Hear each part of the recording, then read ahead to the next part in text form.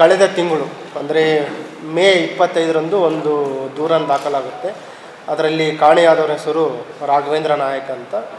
ಇವರು ಕಾಣೆಯಾಗಿದ್ದು ಮಾರ್ಚ್ 12ನೇ ತಾರೀಕಿಗೆ ಮಿಸ್ ಆಗಿರ್ತಾರೆ. ಬಟ್ ಅವ್ರ ವೈಫ್ ಬಂದು ದೂರು ಕೊಡೋದು ಮೇ 25.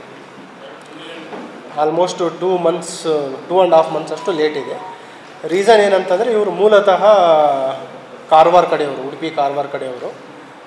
ಗಂಡ ಹೆಂಡ್ತಿನೂ ಅಲ್ಲೇ ಇರ್ತಾರೆ, ವೈಫ್ ಅಲ್ಲೇ ಇರ್ತಾರೆ. ಮತ್ತು ಇವರೇನು ಹಸ್ಬೆಂಡ್ ಇದ್ದಾರೆ ರಾಘವೇಂದ್ರನವರು, ಮನೆ ಬಿಟ್ಟು 15 ದಿನ 20 ದಿನಕ್ಕೆ ಒಂದು ಸಲ ಮನೆ ಹೋಗುವಂಥವ್ರು ಇರ್ತಾರೆ. ಹಾಗಾಗಿ ಬರ್ಬೋದು ಅಂತ ತಿಳ್ಕೊಂಡು ತಡವಾಗಿ ಬಂದು ದೂರನ್ನು ಕೊಟ್ಟಿದ್ದೀನಿ ಅಂತ ಅವ್ರು ಹೇಳ್ತಾರೆ.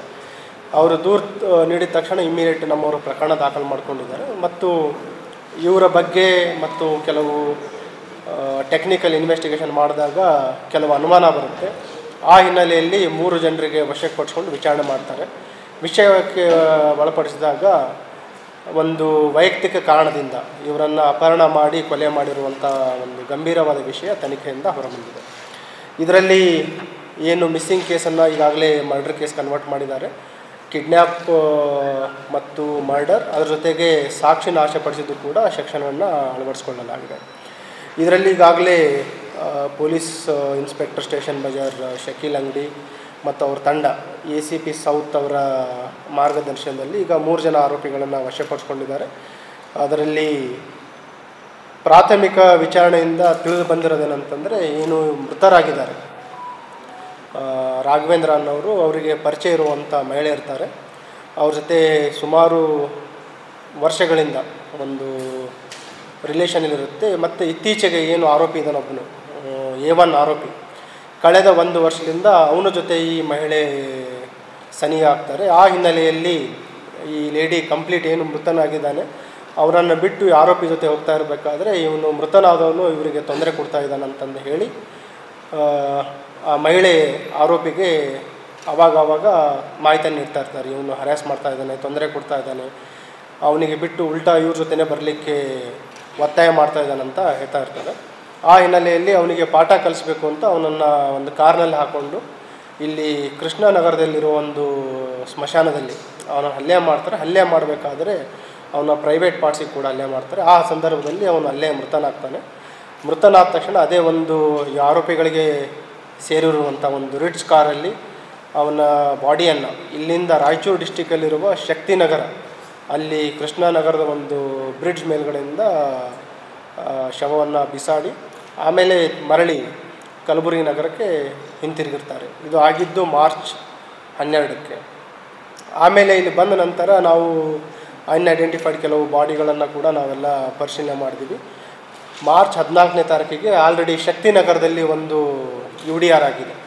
ಈ ಏನು ನಾವು ಇಲ್ಲಿವರೆಗೆ ಸಾಕ್ಷ್ಯಗಳನ್ನು ಸಂಗ್ರಹ ಮಾಡಿದ್ದೀವಿ, ಈ ಕಾಣೆಯಾಗಿರೋ ವ್ಯಕ್ತಿಗೆ ಮತ್ತು ಅಲ್ಲಿ ದೊರಕ್ತಿರುವ ಮೃತದೇಹಕ್ಕೆ ಸಿಮಿಲಾರಿಟೀಸ್ ಇದೆ. ಈಗ 3 ಜನ ಆರೋಪಿಗಳನ್ನು ಏನು ಅರೆಸ್ಟ್ ಮಾಡಿ ನ್ಯಾಯಾಂಗ ಬಂಧನಕ್ಕೆ ಒಪ್ಪಿಸಲಾಗಿದೆ, ಅವರನ್ನು ಪೊಲೀಸ್ ಕಸ್ಟಡಿಗೆ ತೆಗೆದುಕೊಂಡು ಹೆಚ್ಚಿನ ಒಂದು ವಿಚಾರಣೆ ಮಾಡಬೇಕಾಗಿದೆ. ಮತ್ತು ಅವನಿಗೆ ಇನ್ನೂ ಬೇರೆ ಯಾರ್ಯಾರು ಆರೋಪಿಗಳು ಸಹಕಾರ ಮಾಡಿದ್ದಾರೆ ಮತ್ತು ಏನು ಕೃತ್ಯಕ್ಕೆ ಉಪಯೋಗಿಸಿದ ವಾಹನಗಳಿರ್ಬೋದು, ಬಳಸಿರುವ ಆಯುಧಗಳಿರ್ಬೋದು ಮತ್ತು ಇನ್ನೂ ಬೇರೆ ಬೇರೆ ಸಾಕ್ಷಿಗಳನ್ನು ಕೂಡ ನಾವು ಸಂಗ್ರಹ ಮಾಡಬೇಕಾಗಿದೆ.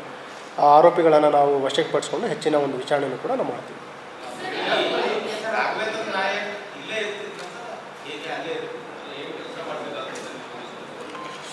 ಈ ರಾಘವೇಂದ್ರ ನಾಯಕ್ ಬೇಸಿಕಲಿ ಕೆಲವು ಇಲ್ಲೇ ಕೆಲಸ ಮಾಡ್ತಾಯಿದ್ದ, ಹೋಟೆಲ್ಗಳಲ್ಲಿ ಕೆಲಸ ಮಾಡ್ತಾಯಿದ್ದ. ಮತ್ತು ಅವನ ಮೇಲೆ ಈ SIT ಪ್ರಕರಣವೂ ಇದೆ. SIT ಪ್ರಕರಣ ದಾಖಲಾಗಿದೆ. ಮತ್ತು ಯಾವ ಮಹಿಳೆ ಇದ್ದಾರೆ ಅವರು ಕೂಡ ಇದೇ ವೃತ್ತಿಯಲ್ಲಿದ್ದರು. ಮತ್ತು ಆ ಒಂದು ವೃತ್ತಿ ಸಂದರ್ಭದಲ್ಲಿ ಅವರಿಗೆ ಒಂದು ಸನ್ನೆ ಇರುತ್ತು. ಇತ್ತೀಚೆಗೆ ಏನು ಆರೋಪಿ ಇದ್ದಾನೆ A1 ಆರೋಪಿ ಅಂತ, ಗುರುರಾಜ್ ಅಂತ, ಅವನ ಜೊತೆ ಅವರ ಒಂದು ಸನಿಹ ಜಾಸ್ತಿ ಆದಾಗ ರಾಘವೇಂದ್ರನ ದೂರ ಆಗ್ತದೆ. ಆ ಒಂದು ಹಿನ್ನೆಲೆಯಲ್ಲಿ ಅವರಿಗೆ ಮನಸ್ತಾಪ ಆಗಿರುತ್ತೆ. ಸೊ ಆ ಲೇಡಿ ನೀಡಿರೋ ಒಂದು ಮಾಹಿತಿ ಆಧಾರದ ಮೇಲೆಗೆ ಈ A1 ಆರೋಪಿ ಅವನ್ನ ಇನ್ನೂ ಬೇರೆ ಸ್ನೇಹಿತರ ಜೊತೆ ಸೇರಿಕೊಂಡು ಇವನಿಗೆ ಅಪಹರಣ ಮಾಡಿ ಕೊಲೆ ಮಾಡಿರುವಂಥದ್ದು ತಿಳಿದು ಬಂದಿದೆ. ಹೆಂಡತಿ ಜೊತೆಗಿರಲಿಲ್ಲ.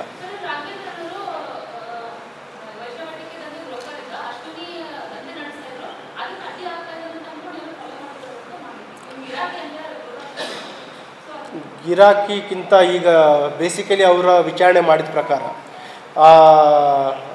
ಏನು ಆ ವೃತ್ತಿ ಇದೆ, ವೃತ್ತಿ ಜೊತೆಗೆ ಇವರು ಸ್ಥಳೀಯ ಆಗಿದ್ದರು ಅಂತ. ಬೇಸಿಕಲ್ಲಿ ಇವನೇನು ರಾಘವೇಂದ್ರಗೆ ಟೋಟಲಿ ಅವಾಯ್ಡ್ ಮಾಡಿ ಈ A1 ಆರೋಪಿಯನ ಜೊತೆ ಅವನ ಜೊತೆ ನಿರಂತರವಾಗಿ ಕ್ಲೋಸ್ ಆಗ್ತಾಯಿದ್ರು. ಆ ಹಿನ್ನೆಲೆಯಲ್ಲಿ ಅವಳಿಗೆ ಪೀಡಿಸ್ತಾ ಇದ್ದ ಅಂತ ಮಾಹಿತಿ ಇರೋದು.